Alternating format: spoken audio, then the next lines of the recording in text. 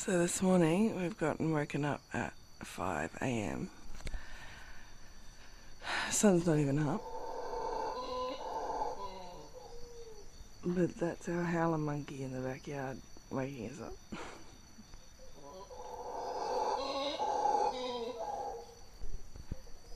I don't know how many there are there.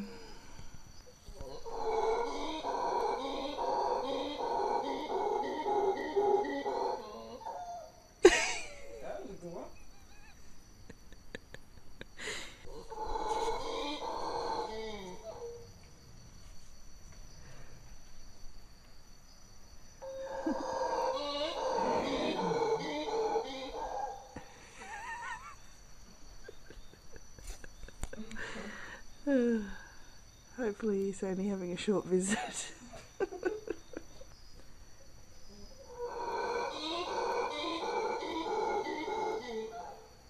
like the size of King Kong. He started a little bit later, so we might be able to see him, but who knows how long he's going to go on for. Go back to bed in the meantime.